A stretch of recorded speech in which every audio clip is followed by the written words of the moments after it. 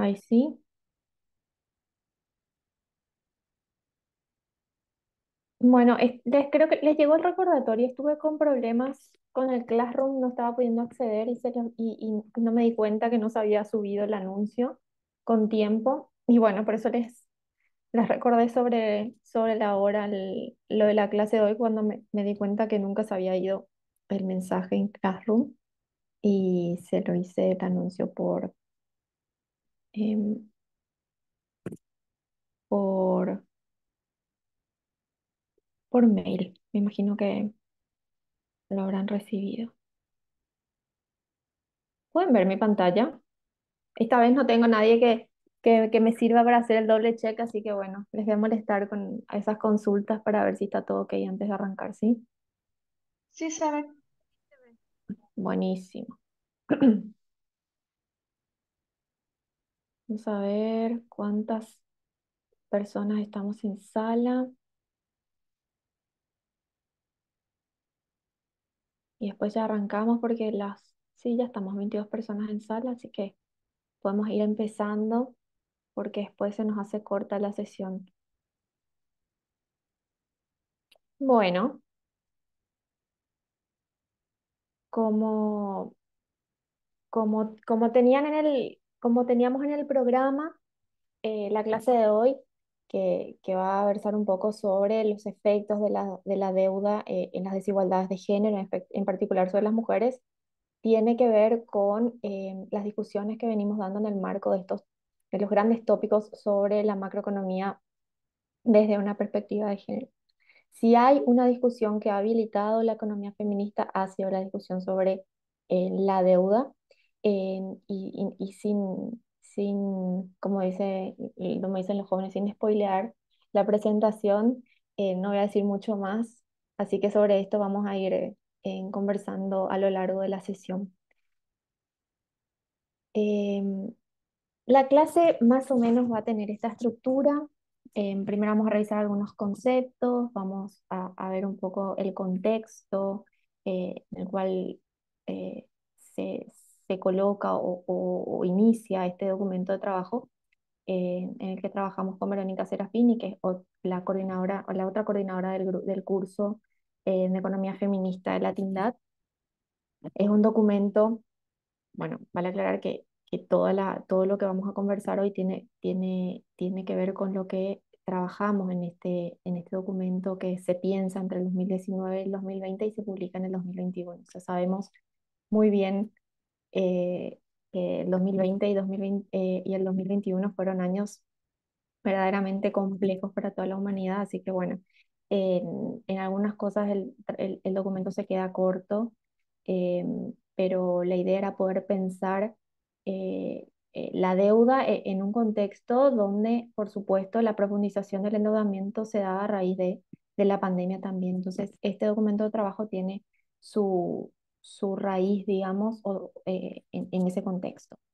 Después vamos a pensar un poco la deuda desde las lentes de la economía feminista y luego propiamente en los efectos de la deuda en las mujeres, ¿sí? Que es un poco lo que va a tratar de recuperar este documento de trabajo que va tomando experiencias de procesos de endeudamiento en varios países, en varios momentos históricos, ¿sí? No de manera particular y súper detallada, pero sí de manera global, de manera de hacer una suerte de línea o de un ordenamiento para poder pensar em, desde un instrumental teórico, pero también empírico, las experiencias de la deuda de cara, digamos, a ese contexto que estábamos atravesando en aquel momento, que era la pandemia, ¿verdad?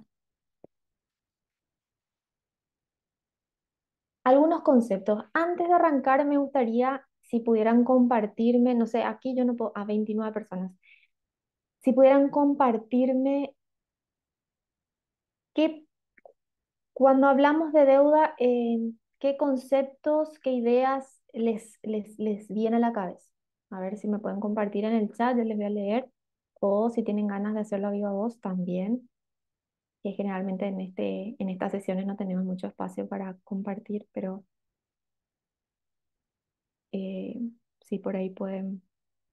Precarización, bien, precarización de la vida. recorte del gasto social, dinero pendiente, sobrecarga de los cuidados. Gracias Dalia, gracias Diana, Alejandra. ¿Alguien más?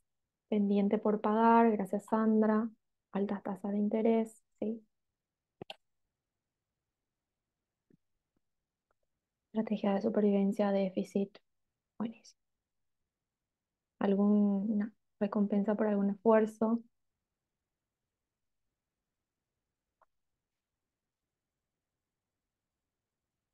Muy bien, buenísimo. Ahora llevo uno más. Endeudamiento financiero que pagamos la población. Muy bien, excelente. Teóricamente, la deuda pública es, en términos estrictos, digamos, son las obligaciones financieras que contraen los estados, deudas públicas, ¿verdad? Contra el Estado, a través de las cuales se compromete a pagar intereses y el préstamo original en ciertas fechas determinadas, en ciertos plazos determinados, ¿verdad? Y haciendo un poco o conversando con lo que veíamos en la clase pasada sobre los sistemas tributarios, bueno, la deuda pública constituye una de las fuentes de financiamiento cuando los tributos son insuficientes para financiar el desarrollo. El desarrollo siempre entre comillas, porque bueno, sabemos que es un concepto sumamente elástico y las acepciones y las formas de entender el desarrollo para eh, depende mucho del sector que está usando esa idea, ¿verdad? Berta dice obligación, luz pasivo, políticas públicas que pone sobrecarga sobre las mujeres. Excelente. Creo que aquí tenemos bastante perspectiva ya sobre lo que viene a proponer la economía feminista.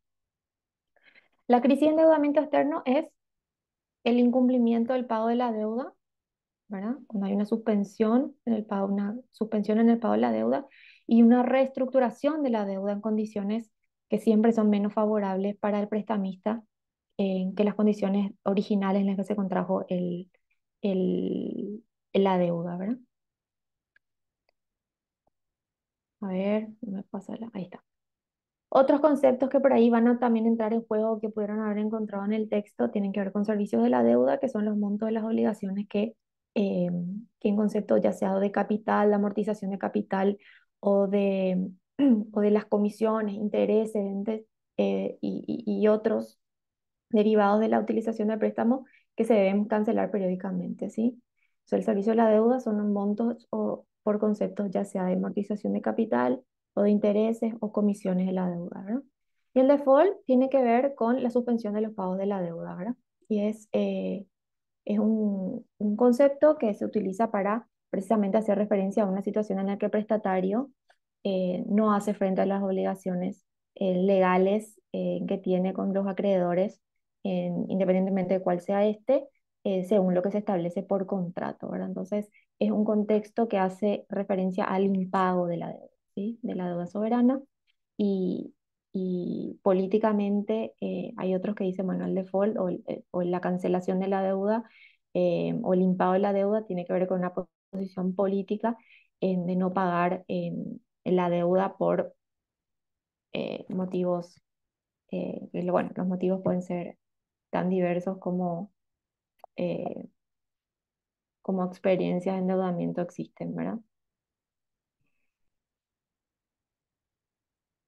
Ups, ahí está. La década perdida, como habrán encontrado, no sé si han podido revisar el documento, si alguien me puede ir comentando en el chat, pero bueno, en ese texto un poco recuperamos lo que ha sido la década perdida o lo que se conoce como década perdida en América Latina, que es una década de profundas crisis y de sucesivas crisis económicas que sufrió la región durante esa década, en 1980 y que lógicamente para algunos países continuaron en esas crisis hasta bien entrada la década de los 90, ¿sí?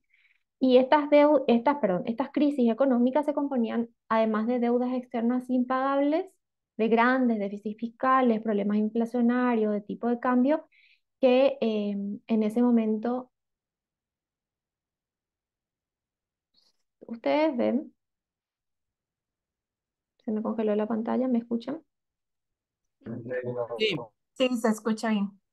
Bueno, em, bueno, entonces la década perdida es porque una década donde, bueno, no hubo crecimiento económico, donde hubo una profundización de las desigualdades, derivadas, por supuesto, de estas crisis económicas, que eran en conjunto o eran un conjunto de crisis de endeudamiento, crisis en problemas con los procesos de inflación, con los tipos de cambio, que, eh, que se fueron dando coincidentemente en múltiples países de América Latina por diversas razones. Ahí vemos, por ejemplo, eh, en el caso tenemos la crisis del peso, tenemos la crisis del petróleo, la baja de los precios internacionales del café en Costa Rica, la baja de los precios del cobre y la plata y la sequía. Bueno, en Brasil también se dio un proceso que ahí yo menciono 1980, pero que se remonta inclusive a los 70, y lo mismo con Argentina en los 80, ya con los regímenes militares, con las dictaduras militares, que bueno, con la liberalización de la economía, la apertura de las importaciones, hicieron generar un proceso de múltiples crisis, bueno, que sabemos perfectamente en qué han derivado luego. ¿Qué tuvieron en común todas estas crisis? Y esto es algo que ya la literatura revisada mucho tiempo después y analizada, a partir de la evidencia histórica, de los datos empíricos, los números, las variables, fueron mostrando. ¿Qué creen que tuvieron en común todas estas crisis?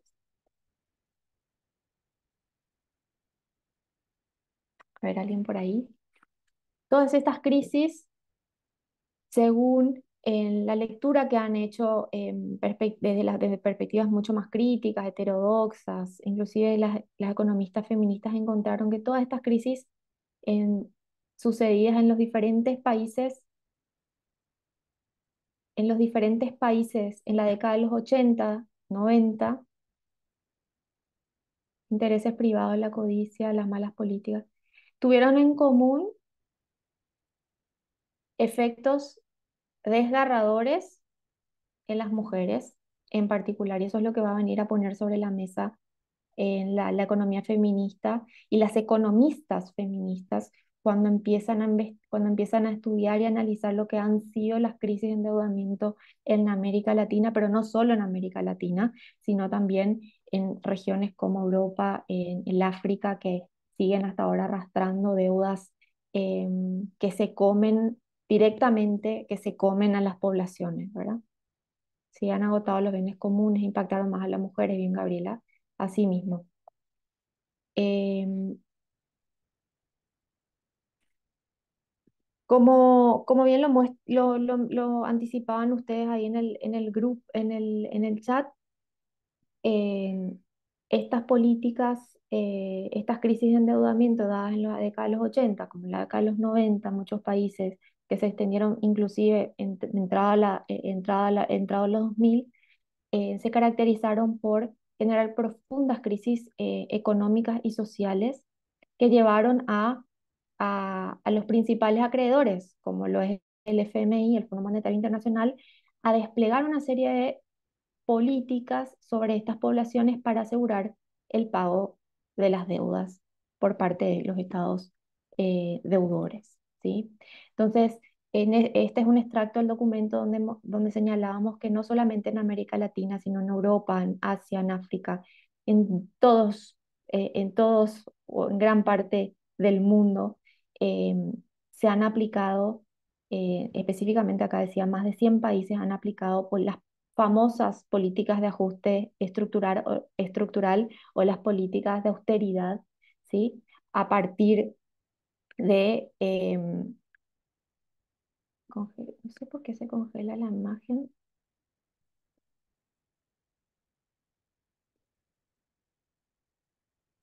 Mm, Me van a guardar un rato porque no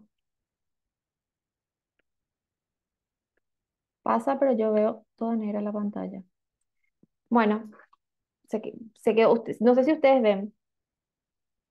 Se ve sin problema. Aparece ahorita una caja naranja. con Ok. la tijera y el texto.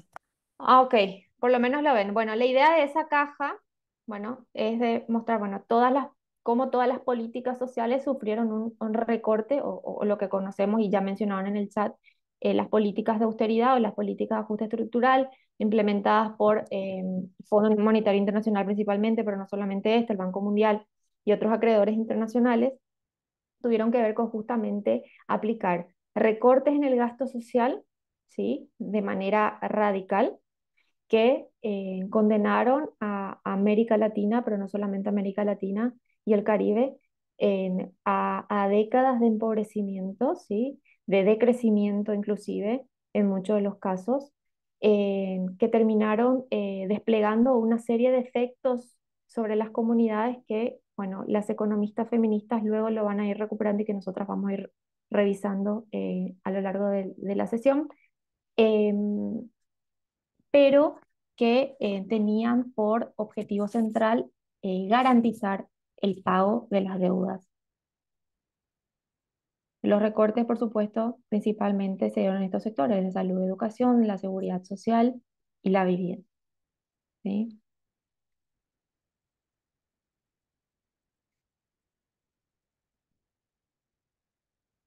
Voy a dejar de compartir pantalla porque yo no veo. Bueno, siempre hago yo de soporte, pero bueno, esta vez estoy sola, así que les pido disculpas. Porque me tocan el doble papel, así que vamos a ver si vuelvo a intentar.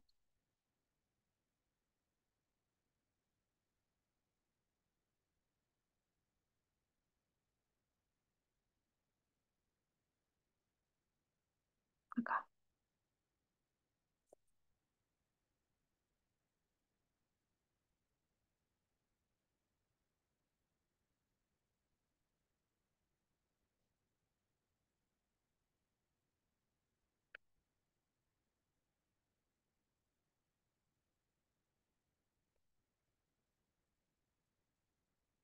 no sé qué está pasando.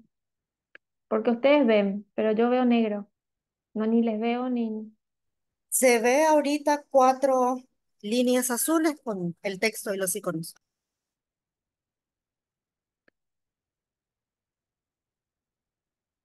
Bueno, ustedes ahí lo ven entonces.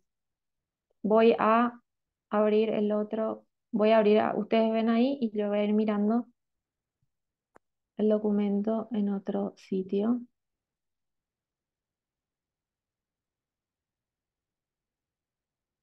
Bueno, ahí dice, durante la llamada década perdida, como habíamos visto, el Producto Interno Bruto per cápita promedio en su conjunto, promedio en su conjunto fue 8% menor a finales de la década, equivalente en términos reales a su nivel en el año, creo que es en el año los 70, no sé si dice eso, porque estoy diciendo más o menos de memoria, no me acuerdo si había dicho los 70.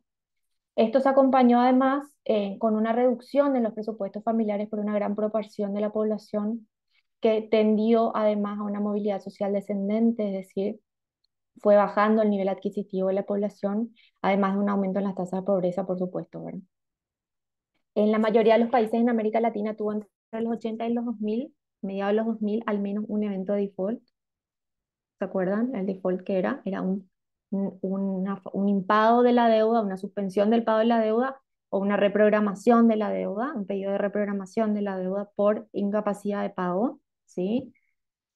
Además vimos que en el sur global, entre el 2010 y el 2017, 2018 más o menos, los pagos de la deuda externa, como el porcentaje de los ingresos de los estados, crecieron en un 83% en los países de ingresos bajos y medios y al menos 20 gobiernos del sur global, ¿sí?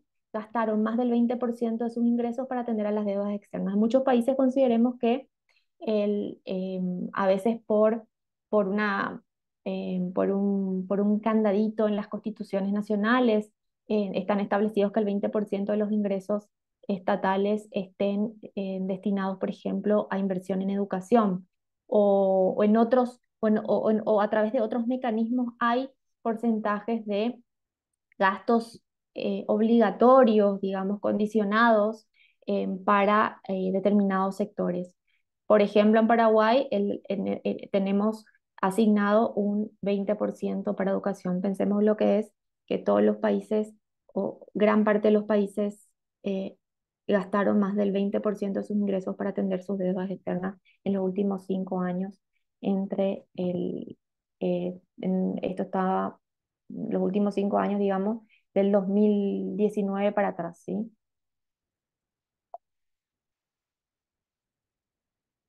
Aquí un gráfico que también que lo copié del documento.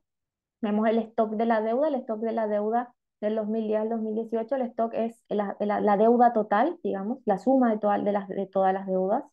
En América Latina vemos cómo solamente va en ascenso. Y por otro lado, vemos también la evolución del stock de la deuda entre el 2010 y el 2010, entre el 2010 y el 2019, ¿sí? Por países.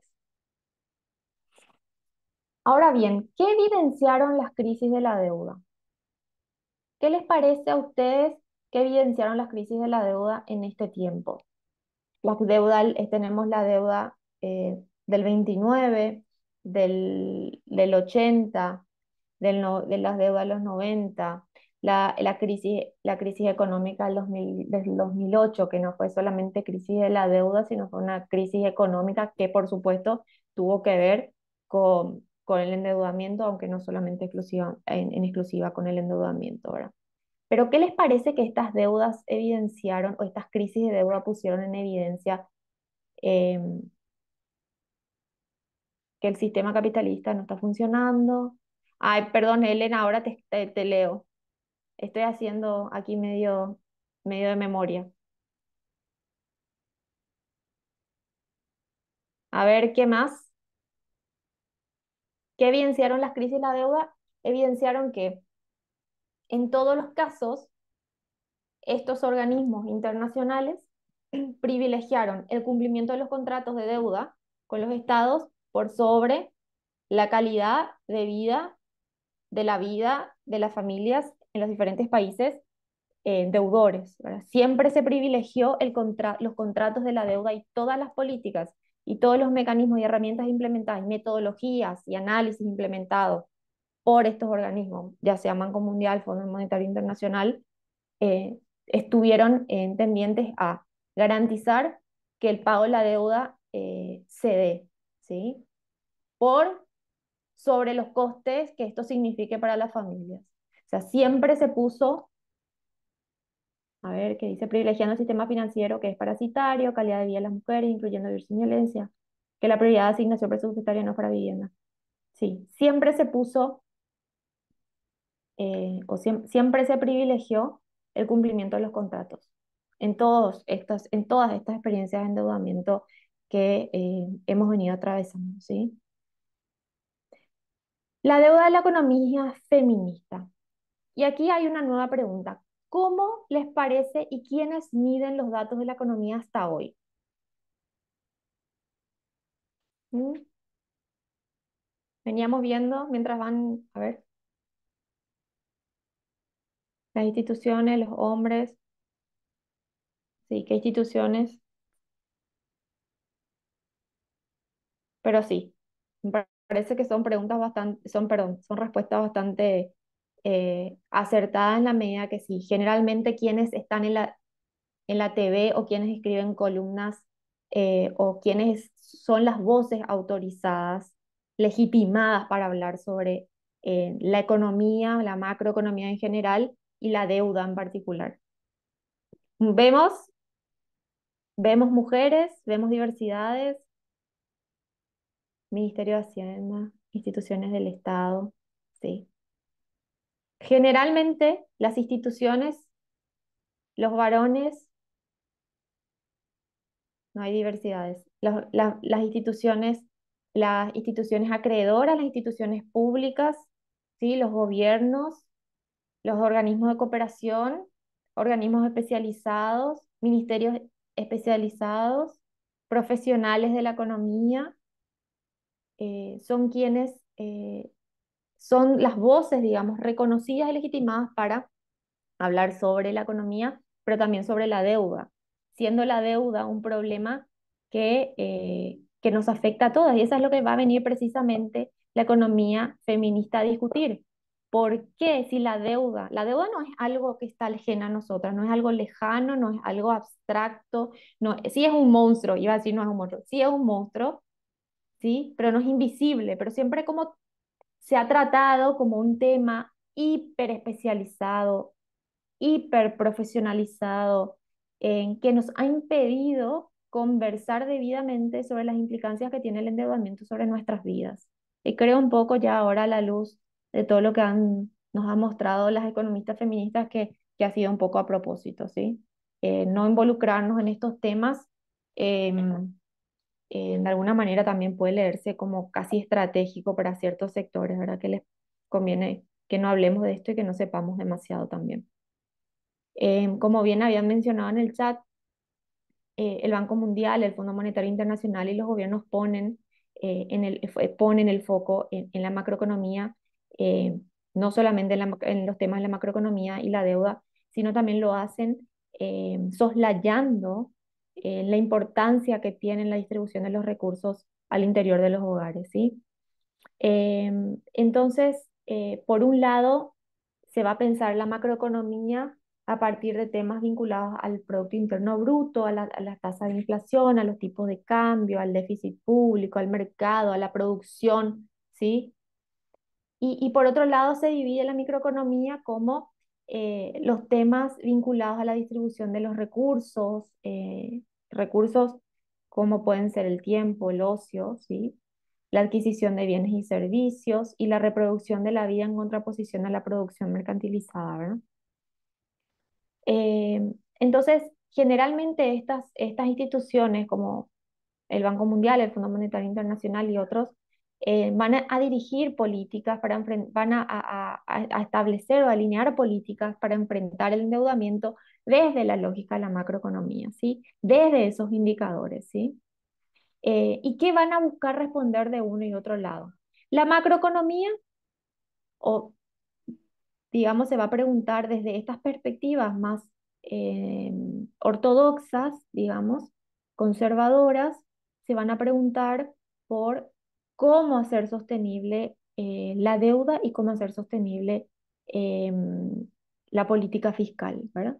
Y por otro lado, la microeconomía se va a hacer otro tipo de preguntas que va a tener que ver con cómo hacemos y cómo garantizamos la sostenibilidad de la vida. Entonces van a ser como dos polos opuestos, que por un lado nos permite esta contraposición, nos permite pensar la importancia que tienen en tanto la distribución del tiempo, del espacio, la reproducción de la vida, los recursos, la distribución de los recursos al interior de los hogares, pero no pensemos como contrapuestos para la economía feminista que dice debemos integrar el análisis de estas dos grandes esferas, ¿sí? Nos dijeron siempre que eh, para hablar de economía y para evaluar los indicadores económicos y levantar el pulgar o bajar el pulgar a las economías de los diferentes países, lo que tenemos que darle check es a cómo está, cómo se comporta la inflación, a cómo está el déficit, qué tan libre o no está el mercado, eh, cómo está la producción, ¿sí? Sin embargo, la economía feminista va a decir, no, esos son temas también que deben ser abordados desde la perspectiva de la economía feminista. Estos son temas que también deben ser pensados eh, desde una mirada interseccional y de género, ¿sí? Porque ni el Producto Interno Bruto, ni el déficit, ni el mercado, ni la producción puede pensarse si no se piensa a los sujetos que están, a los sujetos económicos, a los sujetos sociales que operan en ese ámbito. Y por supuesto no se puede entender la macroeconomía o los grandes números de la economía sin entender cómo se distribuyen los recursos al interior de los hogares, que están haciendo las mujeres al interior de los hogares, sin tener en cuenta que tienen la mayor carga de las tareas de reproducción de la vida, las tareas de cuidado, ¿sí? Entonces van a contraponerse un poco estas dos preguntas. Por un lado, eh, a los más ortodoxos de la economía les va a interesar responder cómo hacer sostenible la deuda, mientras que de la economía feminista dice, a ver, No podemos pensar cómo hacer sostenible la deuda si no entendemos y no podemos hacer sostenible la vida, básicamente, ¿verdad? La economía feminista va a venir a poner otros temas en juego y en el análisis, y en el análisis detallado, digamos, de las deudas, de las crisis de deuda a lo largo del tiempo en las diferentes regiones, va a reconocer algo que llaman muchas economistas feministas como Diane Nelson, Lourdes Benería, entre otras, pautas históricas, es decir, regularidades en cada uno de estos eventos, en cada una de estas crisis de la deuda, ¿sí? Entonces, desde la economía feminista se van a identificar ciertas pautas al pensar cuáles fueron los efectos que arrojaron o que dejaron o que derivaron del endeudamiento público en las mujeres. Y van a encontrar efectos en tres pautas históricas como efectos del endeudamiento público en las mujeres: en el trabajo remunerado, en las políticas social restrictivas y en la seguridad alimentaria. Y con Verónica pensamos en otras dos que están menos estudiadas, pero que creemos también deben ser pensadas como parte de los efectos del endeudamiento público en las mujeres, las relaciones, los efectos en las relaciones y los vínculos, y por otro lado en el endeudamiento privado, ¿sí? Y aquí ven la flechita o deberían ver al menos, no sé si se ve, una flechita que dice arriba trabajo no remunerado, ¿sí? Esto quiere decir que ellas reconocen, estas economistas feministas reconocen que el trabajo remunerado es una pauta histórica que atraviesa, es un efecto, o sea, el efecto en el trabajo no remunerado eh, es una pauta que atraviesa cada uno de estos sectores, ¿sí? Entonces, por un lado, vemos que en el ámbito del trabajo remunerado se vio que, sí, bien por un lado, impulsó una participación mayor, una inserción laboral de las mujeres. Esto no siempre significó mejoras sustanciales en la autonomía económica de las mujeres, ¿sí? Ni mucho menos en el bienestar, ni mucho menos en la reducción de las brechas sociales, ni en las brechas económicas, porque siempre o generalmente esta inserción laboral se da en áreas o en sectores más precarizados, ¿sí? Estamos hablando de los efectos de la deuda, de cómo se comporta el empleo y los ingresos en estos contextos, ¿sí? Por otro lado, también se produce una intensificación del trabajo no remunerado que se ve espejado en la mayor cantidad de horas trabajadas en los hogares, ¿sí? Por otro lado, veíamos que por un lado puede haber una mayor inserción laboral, ¿sí? En momentos de crisis, porque, o porque el proveedor principal a veces, o la proveedora principal pierde su trabajo y las mujeres que a veces están reconocidas como trabajadoras secundarias, ¿sí? O complementarias, tienen que hacer esa reinserción laboral en las condiciones que generalmente son precarias, ¿sí? Entonces, por un lado se da esa inserción laboral, pero por el otro lado también vemos que hay una reducción en el empleo, ¿sí? Dependiendo de los casos, y por ende hay una reducción de ingresos, que justamente ahí estoy mencionando lo que les decía anteriormente, que se reducen los ingresos por pérdida del empleo de los proveedores principales, ¿sí? Lo cual obliga generalmente a las mujeres, a los jóvenes a participar en la fuerza laboral remunerada en condiciones siempre mucho más precarias, desfavorables para ellas, ¿sí? Por otro lado, vemos que hay un problema con el trabajo, con los ingresos, en la medida que si bien a veces logran insertarse en estos contextos, lo hacen en condiciones desfavorables y por otro lado los ingresos, como son en sectores, como son en condiciones laborales y en sectores generalmente más precarios, peor pagados, se complica en la medida que las mujeres también son reconocidas como las que más utilizan sus ingresos para el bienestar de los hogares, ¿sí? Para la salud, para la educación, para el alimento, ¿sí? Entonces, una variación o una disminución en los ingresos familiares repercute directamente en el aumento de la pobreza de estos hogares, el aumento de la pobreza de estas mujeres y por ende también en la dependencia económica de estas mujeres, ¿sí?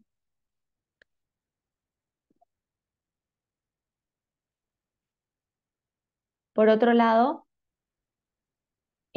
con relación a la política social restrictiva, vemos que efectivamente los recortes presupuestarios en servicios esenciales como salud, educación, vivienda, afectan a los sectores, mayoritariamente a los sectores de más bajos ingresos, donde las mujeres generalmente están sobre representadas, es decir, son mayoritariamente, las mujeres son mayoritariamente las más pobres, ¿sí?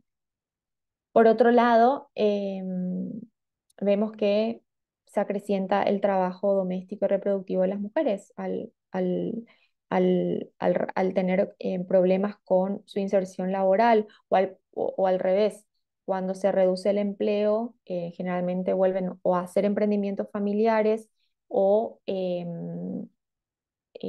o directamente se quedan al cuidado del hogar, de la familia, de las personas y esto hace que su trabajo, el trabajo doméstico y reproductivo de las mujeres aumente. O a veces se da todo lo contrario, se reinsertan en el mercado de trabajo en estos contextos de crisis económica y crisis de endeudamiento, en sectores y en condiciones que ya mencionamos, y además tienen encima el trabajo doméstico y reproductivo en los hogares, ¿sí?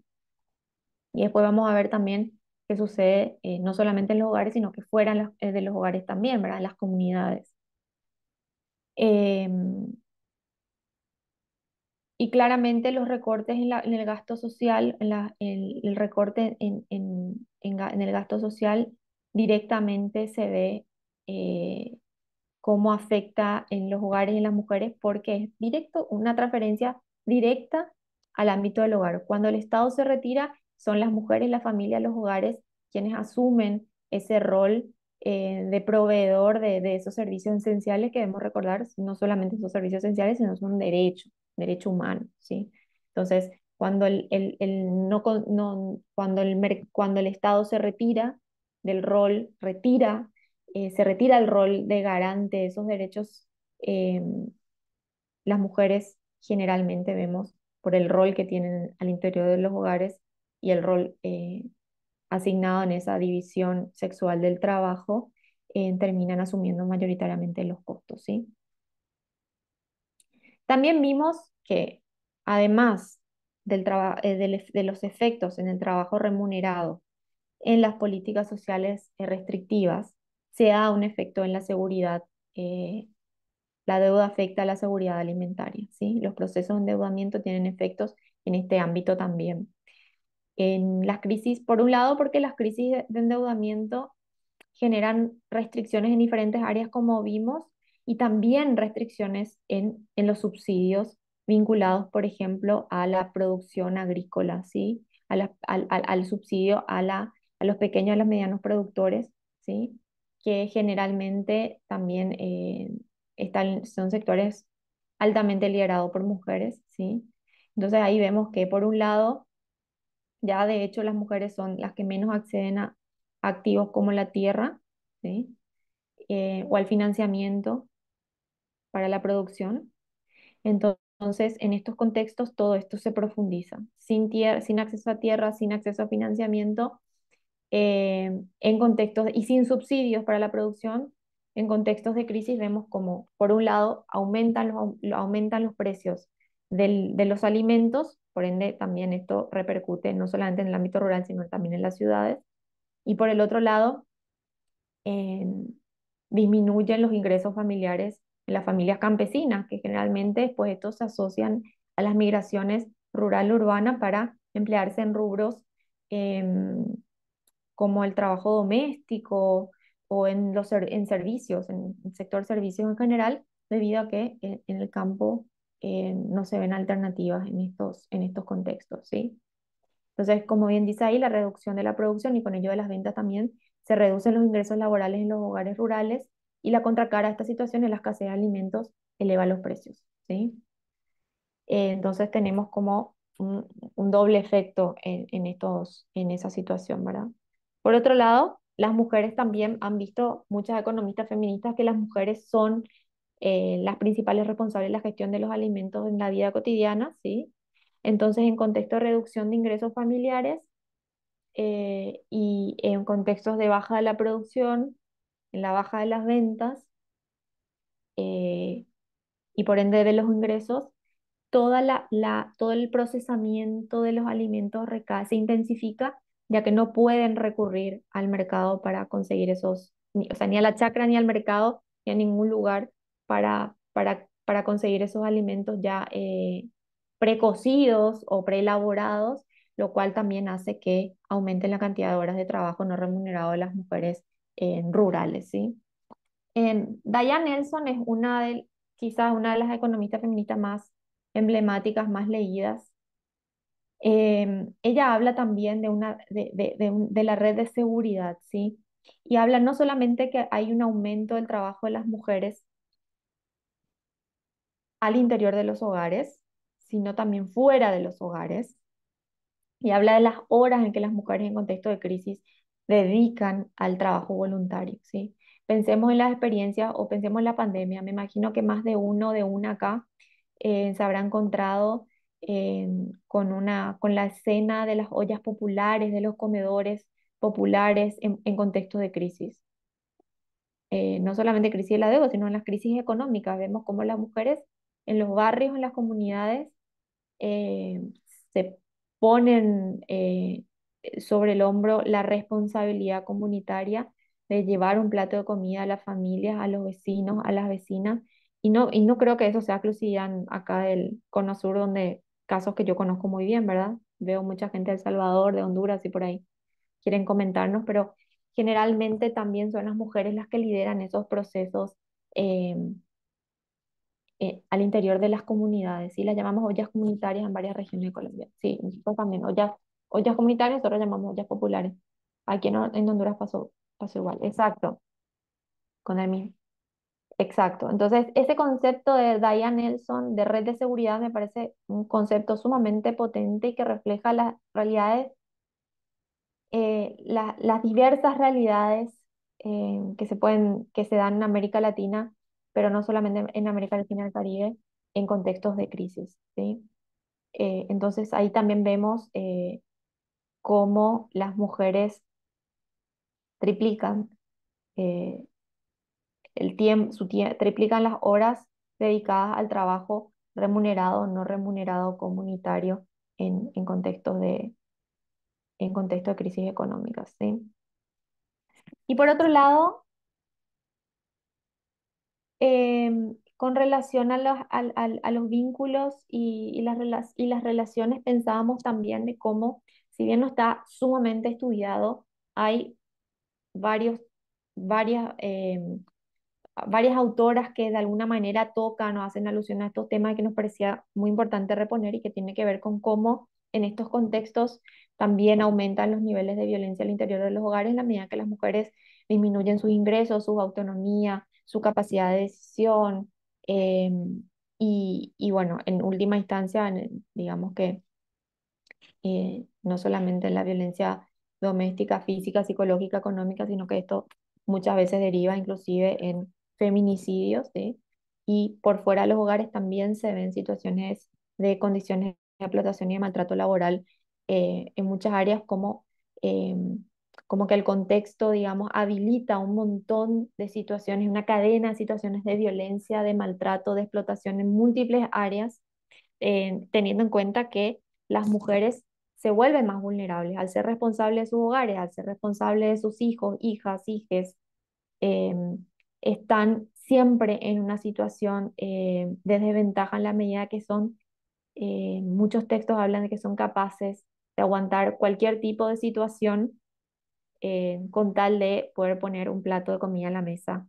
Y esas son experiencias que algunas autoras han podido recuperar, pero que, bueno, no aparece, digamos, de manera consistente en la bibliografía, pero que creo que aquí más de una podemos esbozar experiencias o pensar o repensar experiencias no solamente personales, sino alguna experiencia que hayamos conocido, que hayamos leído, en que nos hayamos enterado de mujeres en situaciones de extrema vulnerabilidad en contextos de crisis económicas, ¿verdad? Y por otro lado, vemos que hay otro efecto en lo que hace al endeudamiento privado, ¿sí? Y esto es muy elocuente. En América Latina vimos que las dos primeras razones de endeudamiento son la salud y la educación, ¿sí? Y solo en tercer lugar se encuentran los créditos para la producción en el caso de las mujeres, ¿sí? En el año 2014, casi el 12% tenía un crédito para salud, mientras que solo el 5% para un emprendimiento económico. Fíjense cómo cuando el Estado se retira hay una transferencia directa de responsabilidades a la familia, ¿sí? Eh, y que termina, que termina derivando en el endeudamiento privado cuando hay incapacidad de satisfacer eh, esas necesidades básicas por vía del ingreso, del empleo, ¿sí? De los ingresos generados a través del empleo, cuando esos ingresos son insuficientes para satisfacer la demanda de todos los miembros integrantes de la familia, se recurre al endeudamiento privado, ¿sí?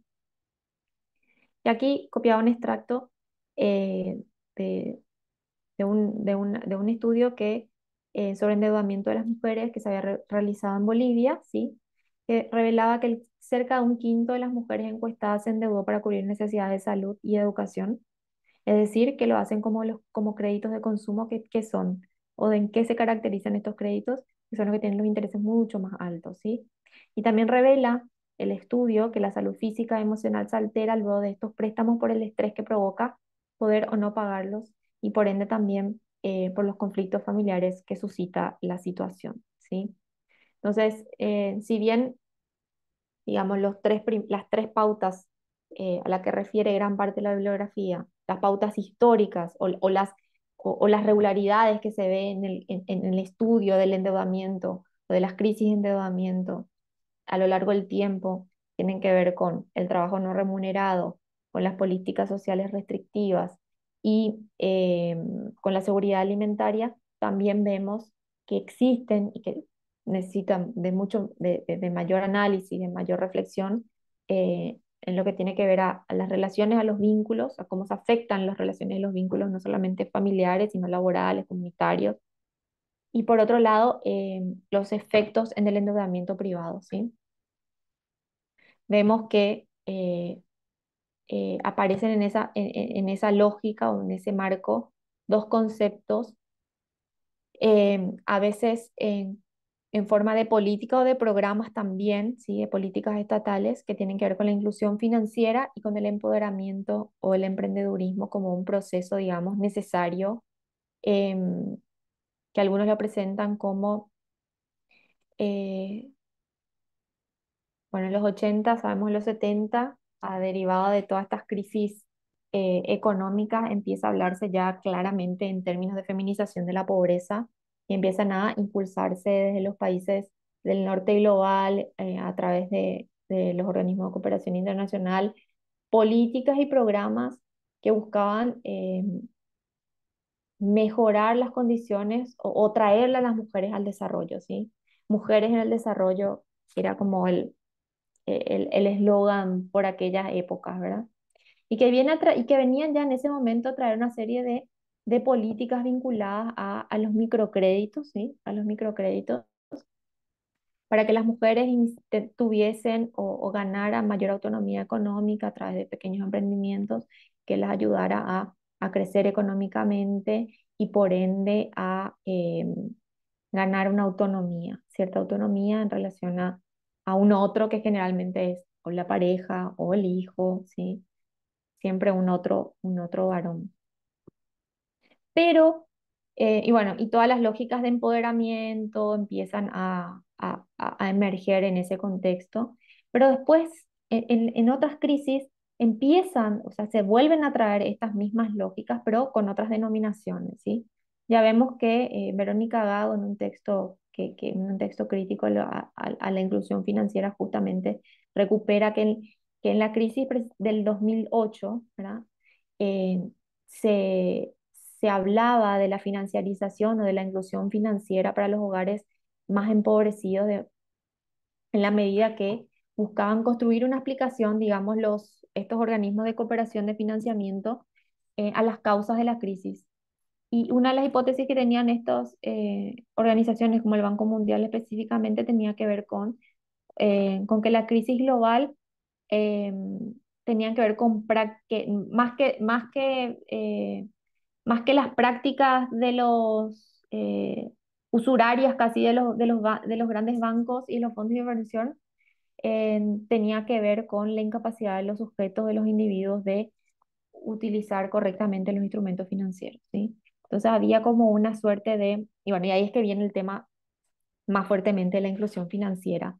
Pero el foco de todo eso era que lo que buscaban en definitiva era buscar una responsabilidad individual a una crisis económica global, ¿sí? Que me parecía volver a traer a la discusión esto, porque las políticas neoliberales precisamente han hecho eso, individualizar estos problemas, individualizar los problemas en general de la vida vinculados a la economía, de la vida, pero especialmente vinculados a la economía, desconectando completamente del sistema capitalista, de sus lógicas, de los procesos de acumulación desigual, injusta, y bueno, y todos los problemas que eso trajo aparejado, ¿verdad? Para,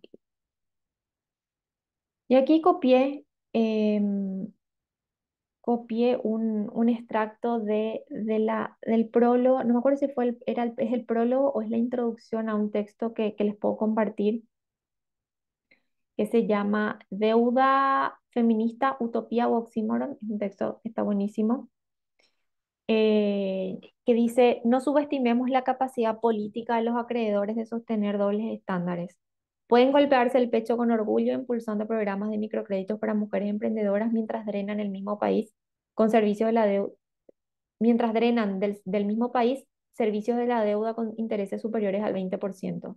Aunque pandemias, inundaciones, sequías e incendios maten a esas mismas prestatarias, o impulsar bonos verdes mientras fomentan la industria fósil para fortalecer la capacidad de reembolso de la deuda. Llegamos al punto en que la deuda puede ser considerada sustentable aunque la vida y el planeta no lo sean. Es decir, después de todo, vienen con una serie de instrumentos y de metodologías para volver a drenar los recursos ya exiguos de los países, y ya exiguos, recursos exiguos y capacidades exiguas drenadas de las familias y de las mujeres en particular, por todo esto que venimos revisando a lo largo de la sesión, ¿verdad? Cómo la posición en la división sexual del trabajo que le ocupa a las mujeres, como la sobrecarga de los cuidados, en la tarea de los cuidados, como la mayor cantidad de horas destinadas a los cuidados, al cuidado del hogar, al cuidado de otras personas dependientes, tiene efectos directos en la manera en que esto termina afectando, que la deuda termina afectando a las mujeres, ¿sí? No por ser mujeres, sino por el lugar social que ocupan las mujeres, la posición que ocupan las mujeres en el tablero, digamos, de las economías globales y las economías domésticas en particular, ¿verdad? Y por otro lado, bueno, este breve extracto nos permite también pensar en todas estas nuevas o renovadas, no digo nuevas, renovadas políticas de emprendimiento, de empoderamiento, políticas de microcréditos que de alguna manera encuentran en las mujeres esa situación de vulnerabilidad o reconocen esa situación, no, a veces de manera explícita, otras veces de manera soslayada, la situación de vulnerabilidad de las mujeres, ¿sí? Y estas soluciones tipo espejito mágico, en que lo único que vienen a hacer es a profundizar estas situaciones de desigualdad, a volver a la responsabilidad o a depositar la responsabilidad en el individuo y no en un sistema capitalista desigual, injusto, violento, extractivista, ¿sí? Que, que, que afecta desproporcionalmente a las mujeres, a las familias pobres. Y a las mujeres digo yo, pero tenemos que entender que a la categoría mujer tenemos que intersectarle, atravesarle con un montón de otras eh, eh, de otras variables, otras categorías sociales, porque una mujer blanca, europea, no es lo mismo que una mujer rural, latinoamericana, ¿sí? Caribeña, o una mujer negra, una mujer lesbiana, ¿sí? Una mujer trans. O sea, todas esas categorías que nos atraviesan en el cuerpo, eh, todas esas marcas que tenemos en el cuerpo hacen que, y la posición que ocupamos, hacen que la posición que ocupamos en el mundo sea distinta, desigual, dependiendo de en dónde nos encontremos, ¿verdad? Entonces, hablamos de mujeres, pero siempre tengamos en cuenta que no es una categoría monolítica, ¿sí? Que es una categoría flexible, es una categoría que debemos pensarla en relación a múltiples otras categorías. Y después el texto como que hace un raconto de los efectos por regiones, digamos, que en algunos casos se comparten, otros no, pero la idea era poder recuperar en diferentes momentos eh, eh, los efectos que habían mostrado la evidencia empírica, que la evidencia empírica había mostrado a partir de las crisis de endeudamiento en diferentes regiones, en diferentes décadas también, ¿verdad? Por ejemplo, en este caso, en América Latina, en la década de los 80 se había visto, en relación a todo lo que habíamos revisado anteriormente, que se había dado un aumento en la participación de las mujeres en el mercado de trabajo, em, pero por otro lado, em, también eso se había dado en un contexto de fuerte desempleo, por lo que la incorporación de estas mujeres en el mercado de trabajo se había dado de manera precarizada, con salarios bajos. Por otro lado, vemos una alta concentración de mujeres ocupadas en los sectores de servicios y los sectores de servicios vinculados a- al, al sector gastronómico, hotelero, demás. Generalmente son trabajos muy mal pagados y bastante precarios, ¿sí? Por otro lado, también se había dado esa incorporación en otros sectores como el servicio doméstico y la venta ambulante, ¿sí?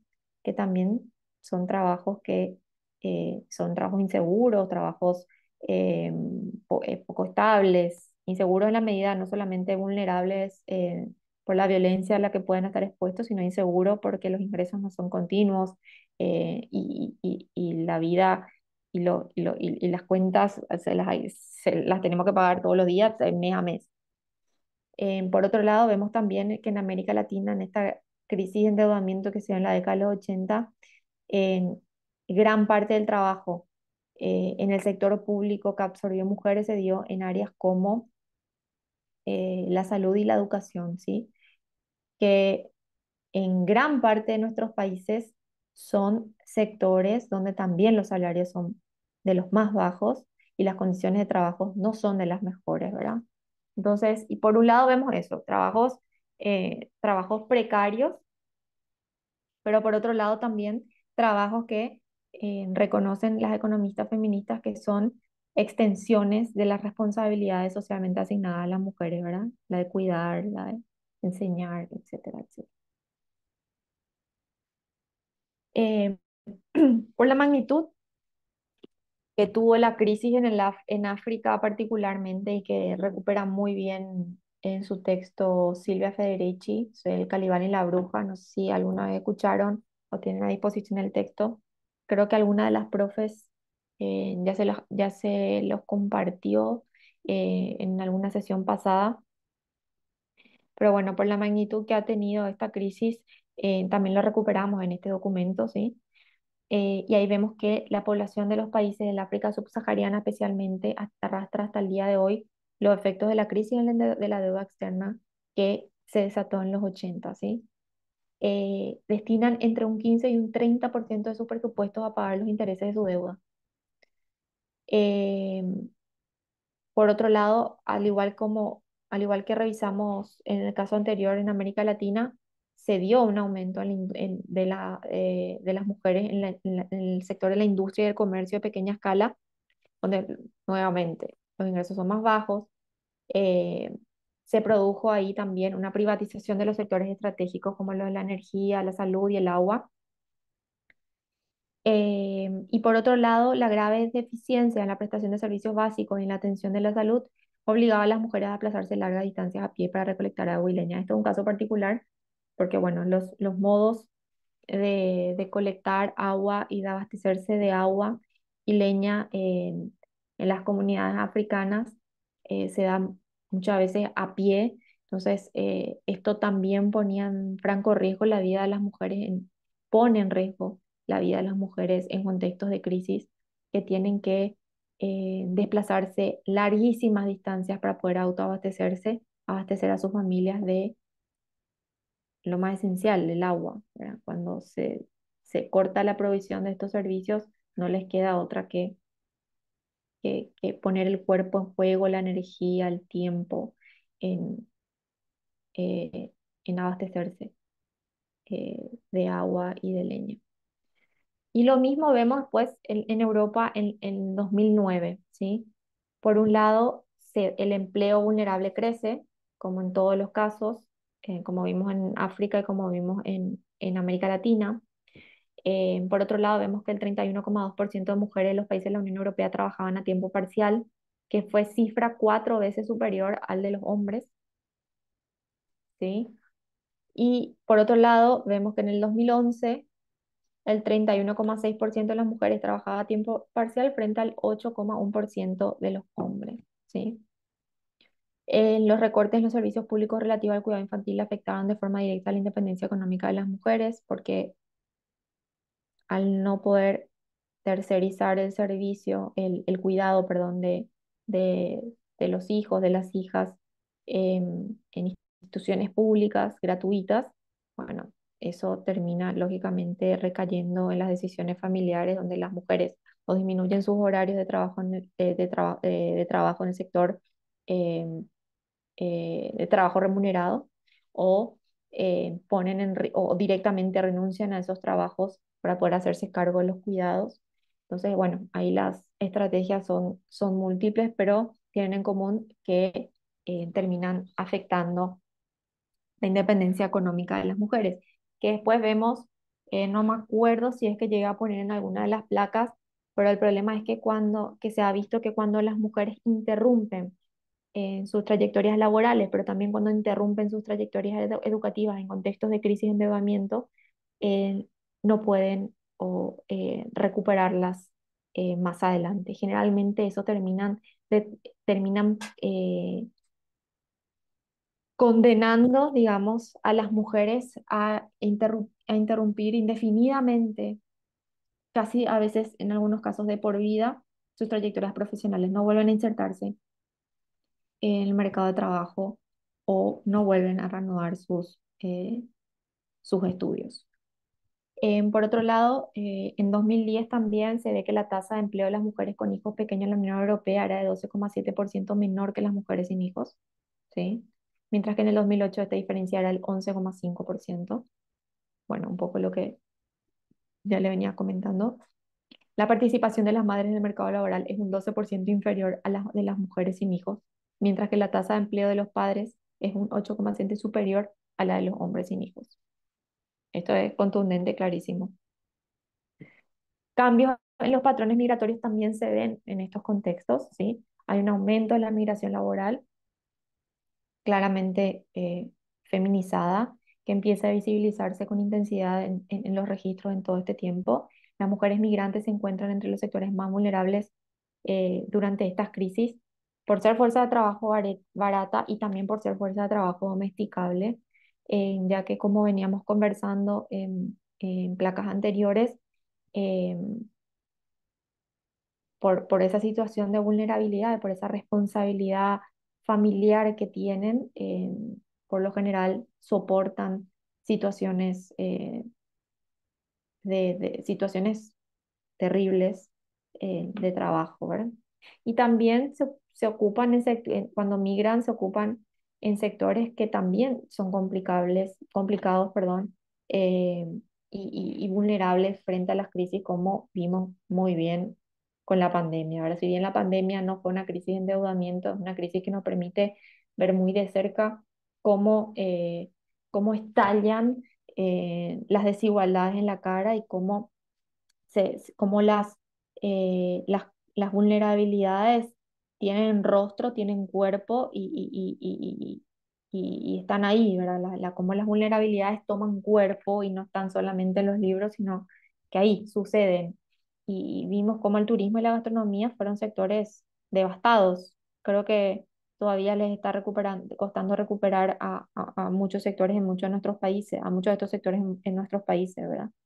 Entonces, cuando las mujeres migran, se ocupan en estos sectores que otra vez son sectores afectados por las crisis. Y bueno, es como toda una cadena de afectación que termina superponiendo capas de vulnerabilidades más y más profundas, ¿verdad? En- a- Algunas autoras hablan de los efectos moleculares de la macroeconomía, de los efectos moleculares de la macroeconomía en la vida cotidiana, es decir, de cómo eh, desde la economía feminista se puede ver el impacto en carne propia de la macroeconomía, de las decisiones macroeconómicas que a veces parecen ser tan lejanas, tan abstractas, tan ajenas a la cotidianeidad, ¿verdad? Pero que sin embargo tienen impactos directos en nuestras economías y en las economías domésticas de las mujeres en particular. Por eso también desde muchas organizaciones, desde muchos movimientos feministas y organizaciones feministas van a venir a hablar de la deuda de género o de que la deuda es con las mujeres y precisamente con esto hacen referencia como la contribución que hacen las mujeres con haciéndose cargo, digamos, o tomando todo el peso de los trabajos no remunerados, del trabajo doméstico, de cuidados no visibilizado y no remunerado, no valorado económicamente ni simbólicamente por la sociedad, termina por sostener y mantener la vida y el sistema económico capitalista, económico y financiero capitalista en el presente. Entonces hablan de que la deuda del patriarcado, el no reconocimiento del trabajo de las mujeres al interior de los hogares, eh, ponen en juego las desigualdades laborales y las violencias de género como variables que entran en juego muy fuertemente en estos contextos, ¿sí? Entonces la deuda no son con los acreedores, la deuda es con las mujeres, por todas estas razones que vinimos repasando a lo largo de la presentación.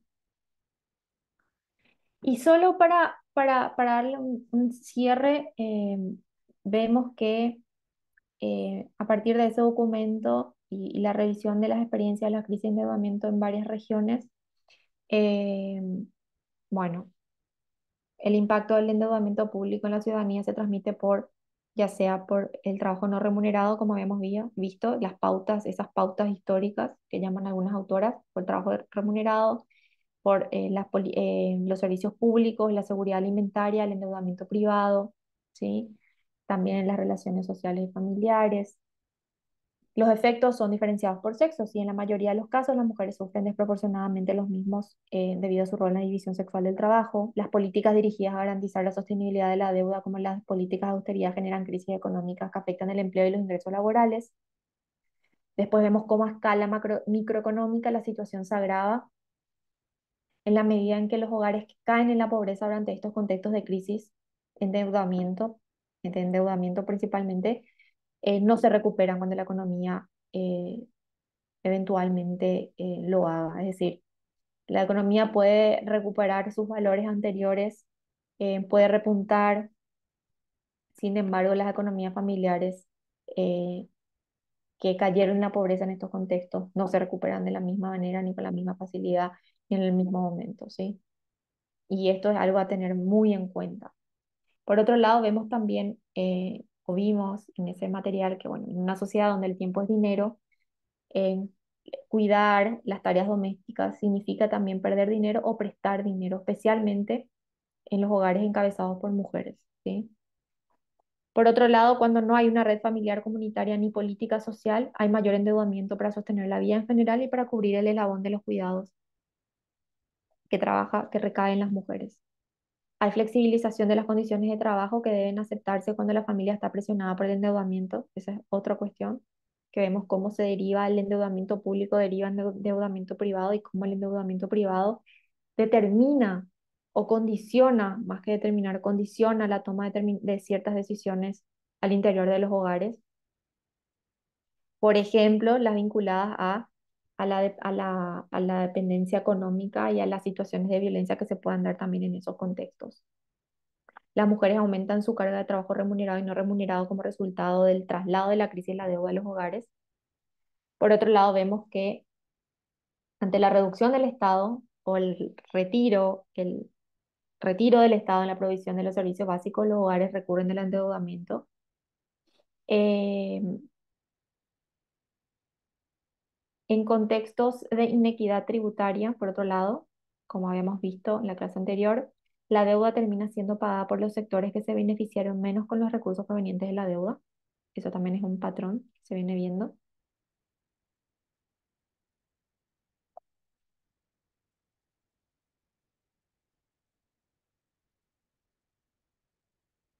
Me pasa la... Se me congeló. A ver.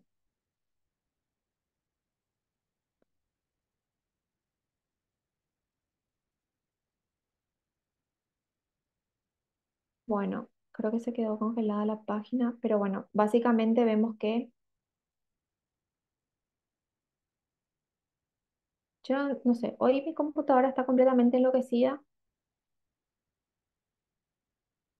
Ahora definitivamente no les veo, espero me escuchen. Pero bueno, en definitiva vemos cómo las sucesivas crisis de endeudamiento tienen efectos directos en cuerpos específicos, en sectores específicos, y que la economía feminista va a venir a recalar en esos asuntos a partir de una mirada crítica, no solamente a la mirada desde una perspectiva teórica, sino también desde una perspectiva política. No es casualidad que en este curso estemos hablando de deuda y que la deuda sea un tema cada vez más presente en nuestros debates, ¿sí? Estamos en procesos de endeudamiento muy importantes, muy profundos, con efectos que aún no estamos pudiendo dimensionar, pero que yo creo que de alguna manera, si lo pensamos, lo podemos sentir, lo podemos ir sintiendo, ¿sí? En la medida que cada vez más las restricciones impuestas por los estados en lo relativo a la política social principalmente, ¿verdad? A lo que hace la política social, cada vez se van acotando mucho más. Por otro lado, hay grupos, bueno, por un lado las economistas feministas, pero también por otro lado los movimientos sociales que vienen a poner en tela de juicio eh, la lo injustas y lo espurias que son las deudas públicas, en la medida que producen todos estos efectos que fuimos repasando muy rápidamente a lo largo de la sesión.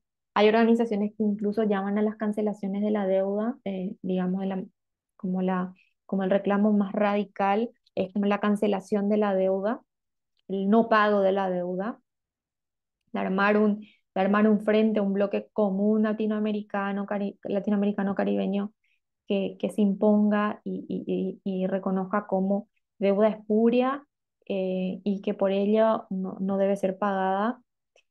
Otras en posiciones intermedias hablan de fiscalizar estas deudas, de hacer una auditoría de estos procesos de endeudamiento, ¿sí? De revisar cuáles son los intereses, las condiciones. Y por otro lado, también las economistas feministas, pero sobre todo los movimientos sociales que vienen siguiendo los debates y las discusiones y profundizando en torno a las discusiones de la deuda, también proponen eh, hacen una crítica sobre esta idea de que la deuda soberana es una deuda que la tomamos todos, ¿sí? Todos, todas. en la medida que hay responsabilidades que no pueden ser compartidas porque no nos socializan ni las condiciones de la deuda, ni los contratos de deuda, ni los proyectos de inversión, dónde están los resultados dónde están las inversiones que se suponen que van a hacer con esas deudas contraídas, que muchas veces son deudas para pagar deudas, ¿sí? O para pagar intereses de la deuda.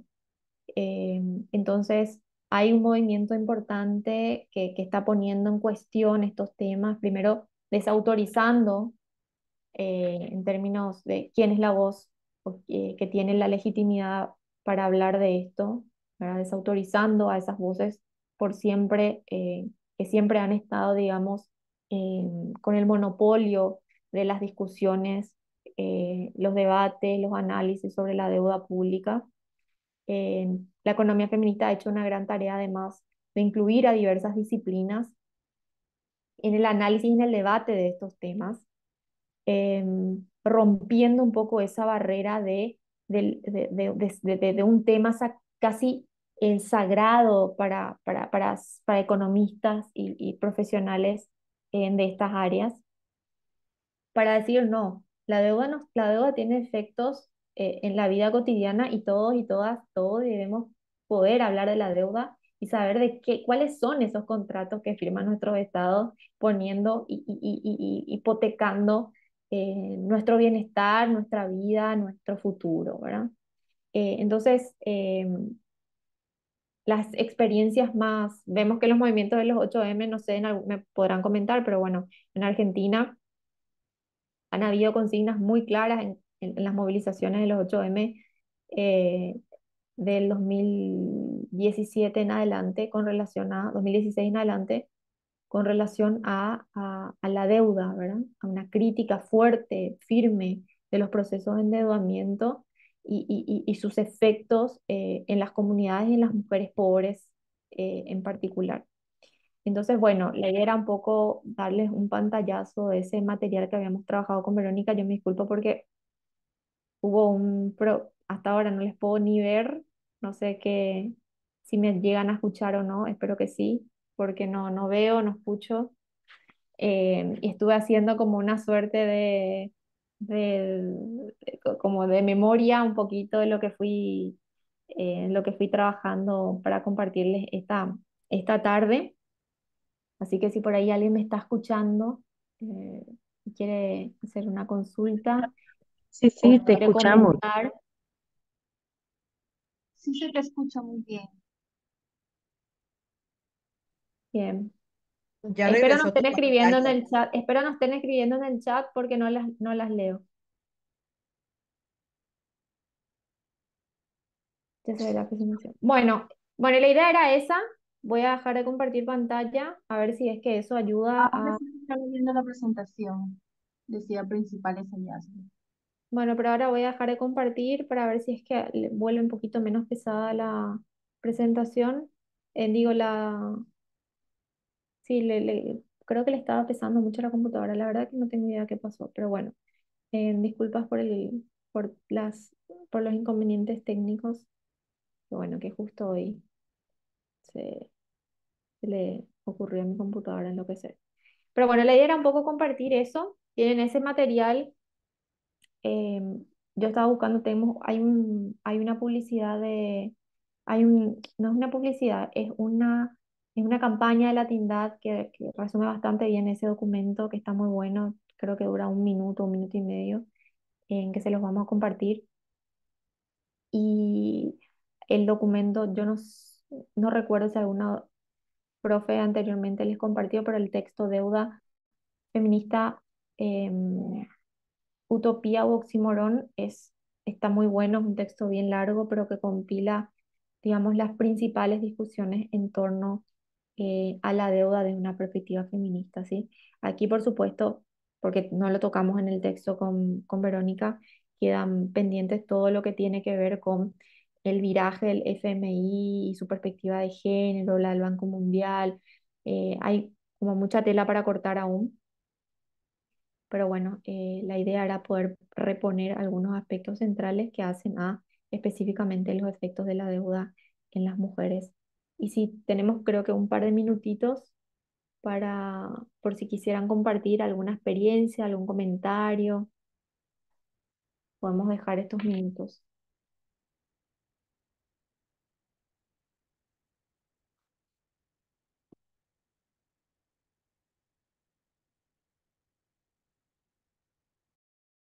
¿Nadie quiere hablar hoy?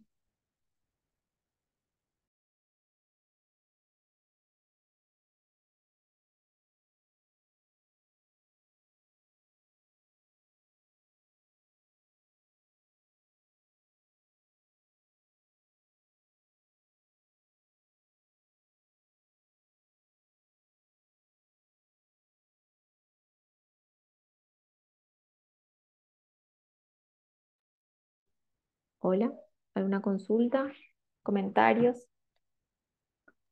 Hola, ¿Ideas? yo sí tengo una duda. Dime, Lourdes. Ajá. Si nos pudieras hablar un poquito más de estos actores organizados que están promoviendo, pues, otro tipo de organización macroeconómica, tal vez esto que comentabas, ¿no? De suspender las deudas, etcétera. ¿Quiénes son? ¿Qué tanto impacto tienen en las bases trabajadoras o, sabes, como para articular a más grupos sociales? Mira, Lourdes, hay grupos que vienen ya desde finales de la década de los 90 y hay otros grupos que no tienen vinculación con los movimientos feministas propiamente, pero que sí tienen más articulación con las políticas, con organizaciones sociales, digamos, más de base territorial, muy lideradas también por intelectuales de la época en su momento, ¿sí? CADMT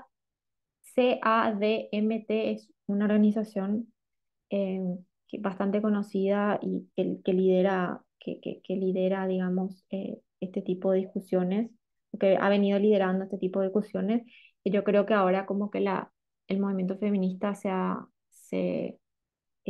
ocupado mayormente el escenario de debate sobre estos temas, pero no quiero decir que no tengan mucha fuerza, pero son todavía grupos bastante periféricos, digamos, que no tienen mucha presencia en la toma de decisión, lógicamente, ¿verdad? Son, no tienen presencia en los grupos, en las mesas donde se toman las decisiones, pero sí han venido trabajando mucho con organizaciones de base, sobre todo las organizaciones, los movimientos feministas que vienen trabajando muy de cerca con feminismos populares para poder pensar estos procesos de empobrecimiento, de endeudamiento privado.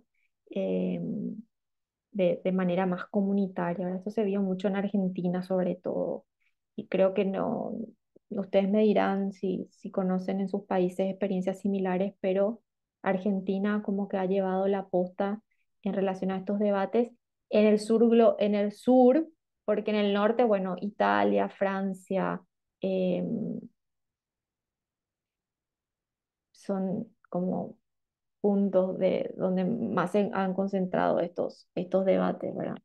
Pero en América Latina, más recientemente Argentina, y el movimiento feminista en Argentina, también en Brasil, ¿verdad? Se han discutido mucho estos temas, pero falta mucho trabajo todavía para amplificar las voces y para ocupar espacios, sobre todo para eh, tener voz y voto en donde se toman realmente las decisiones, ¿verdad? Karen dice la avalancha de políticas que promueven. Karen, no sé si querés comentarnos, si es un comentario, una pregunta.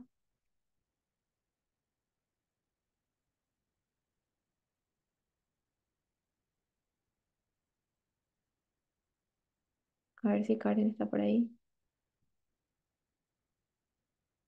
¿Alguien más?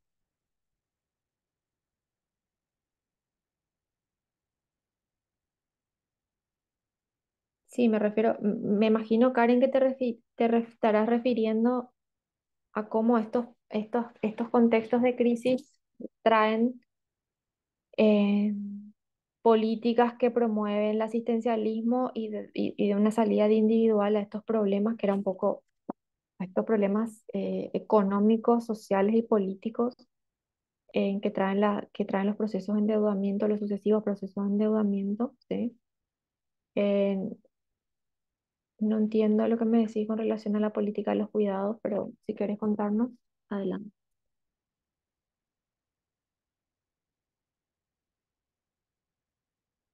¿Alguien más que quiera hacer algún tipo de comentario, contarnos alguna experiencia? Sobre todo es importante que podamos, si les interesan estos temas, poder ir haciendo una suerte de búsqueda, ¿verdad? De búsqueda de literatura, de experiencia. Ah, en El Salvador se ha aprobado una política de cuidados sin financiamiento, sí. Eso ha sucedido, sí. Acá en Paraguay se está apuntando a algo similar, te diré. Sí. Se hacen como para cumplir con las consignas de los organismos internacionales, pero solamente para mostrarlo así, que lo hicieron, hacer el check, pero son inaplicables, inaplicables.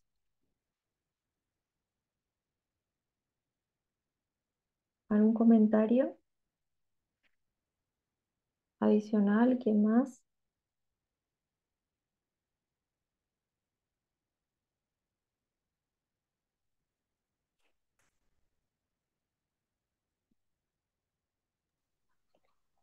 A mí sí me gustaría si nos puedes compartir más bibliografía sobre este tema, especialmente pues, cómo afecta a las mujeres profesionistas o a la violencia en los hogares, que son como los temas que yo trabajo. Lourdes, Gracias. ¿quién estaba hablando? Perdón. Sí, sí. ¿Me oyes? Sí, Lourdes. Hola. ¿Sí? Ahora sí, ahora sí. Ah, comentaba si nos pudieras compartir más bibliografía sobre el tema, especialmente pues algo Ah, que ok, tuviera que ver con los efectos del endeudamiento en el trabajo de las mujeres o buenísimo. en la violencia de género.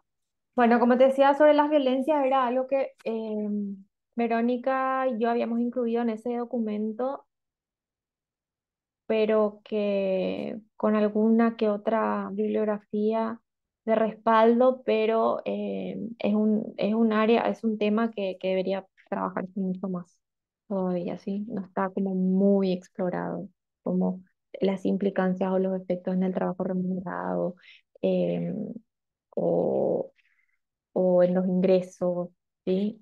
Son como temas que han estado mucho más trabajados por las economías feministas. Sin embargo, bueno, alguna que otra cosita podríamos encontrar y compartirte sin problema.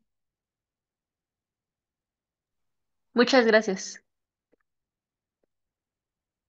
Hola, Sí, no sé, Diana. sí, sí, solo quisiera compartir que relacionado al tema de las desigualdades de género y la inclusión financiera, la organización para la que yo trabajo realizamos un estudio sobre ese tema específico en El Salvador, que también recogía propuestas de política pública y que hacía ese análisis justo de cómo la inclusión financiera, todos estos temas, de cómo la deuda las mujeres lo obtienen más para eh, la reproducción de la vida de la familia, básicamente gasto social, pero sí me parece interesante ese enfoque de cómo el sistema capitalista hace que individualicemos estos problemas. Entonces, sí es cierto que las propuestas de política siempre se van más por la parte microeconómica, pero sí es necesario darle ese enfoque más que no es un problema individual, sino de país e incluso global. Entonces, solo me gustaría compartir eso. Si a alguien le interesa estudio de casos relacionado al tema en El Salvador, pues nosotros hemos elaborado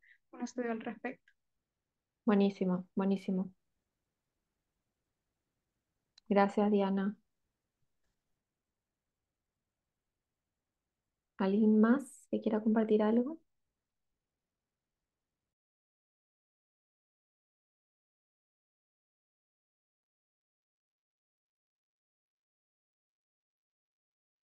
Bueno, ahí Jessica está interesada en la propuesta, en el material. Bueno, si no hay más consultas, si no hay más consultas, cerramos la sesión de hoy. La próxima vamos a encontrarnos con María José Romero, con la que vamos a trabajar sobre alianzas público-privadas para cerrar este bloque o este módulo sobre temas de la macroeconomía desde un enfoque de género. Eh, y bueno, después ya nos quedan un par de clases más y cerramos el curso.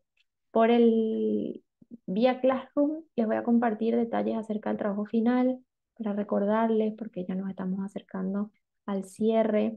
Si bien van a tener luego de la última sesión varios días, varias semanas, eh, el tiempo para elaborar el trabajo, en caso que deseen tener la certificación. eh, ya quiero ir adelantándoles en caso que algunos de estos temas revisados hasta aquí les interese y bueno, ya puedan ir avanzando en el trabajo final. Isabel, nos comparten el aula. ¿Te referís a los materiales o a las indicaciones del trabajo final? En el caso de las indicaciones del trabajo final, sí, van a ir en el aula virtual, así mismo.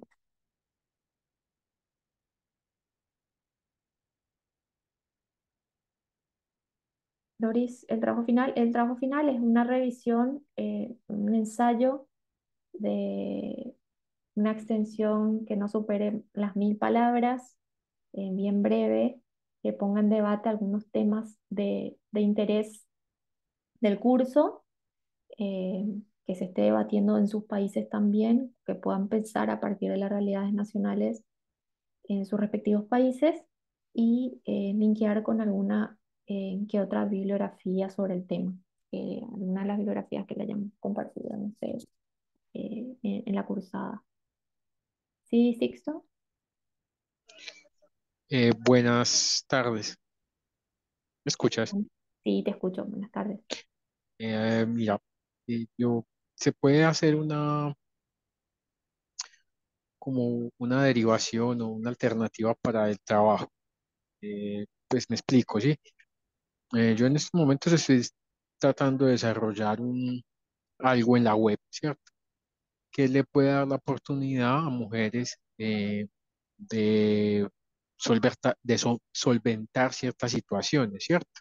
Sí. Entonces me gustaría como poderlo enfocar en ese sentido, con esa misma extensión, ¿sí? Y con un análisis que tengo de la normatividad en Colombia, ¿cierto? Como tal, sí, porque o sea, es se nota pues el trabajo que tienen tú y tus compañeras en exponernos toda la situación que se tiene, pero yo quiero ir un poquito más allá, ¿cierto? Que yo específicamente eh, soy producto de todos los que ustedes, todas las situaciones que ustedes comentan, ¿cierto? Mi mamá es una mujer negra que quedó soltera y que me sacó adelante.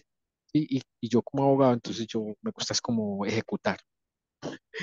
Entonces esa es como mi propuesta. Entonces me gustaría poderlo materializar, ¿cierto? Que la idea es que dejar ese papel ahí, pero la idea sí es poder brindar un financiamiento de fondo con lo que con lo que estoy desarrollando, ¿sí? Entonces te pido ese favor, sí, en lo posible, no sé. Sí, creo, sí. Escribime, Sixto, ¿me escuchás? ¿Me Sí, escribís al correo y comentándome mejor? claro, claro que sí. ¿Dónde encuentro tu correo? Qué pena. Economiafeminista@latindad.com. Listo, muchas gracias. .org, perdón, .org. Muchas gracias. Entonces ahí lo vemos. Yo eso lo puedo reenviar también a la otra coordinadora del curso y tenemos como la evidencia ahí y le comento mejor, sí. Bueno, el 19, ahí me preguntaban, el 19 de junio es la última clase, ¿sí? Tenemos la clase del 22 con María José sobre alianzas público-privadas, luego la del 29 y la del 5 con Alma Espino, que recordarán, Alma es la que nos acompañó en el foro inaugural para quienes estuvieron, ¿sí? y luego ya Julieta las clases del 12 y del 19. Y ahí cerramos el curso. Nos quedan una, dos, tres, cinco sesiones y cerramos el curso. Bueno, ahora sí, les agradezco mucho por estar, por la paciencia con todos los problemas que me descolocaron un poco con el PowerPoint y que bueno, que no podía mirar nada, se me congeló la pantalla, todo un desastre, pero bueno, pudimos llegar al final de la sesión. Yo les comparto los materiales que me pidieron por el Classroom y nos vemos el próximo miércoles en el mismo horario. Ya saben que a través del mismo link nos estamos conectando, ¿sí? Cariños y será hasta la próxima. Muy bien, adiós. Muchas Gracias. gracias. A ustedes. Muchas gracias. Gracias. Gracias.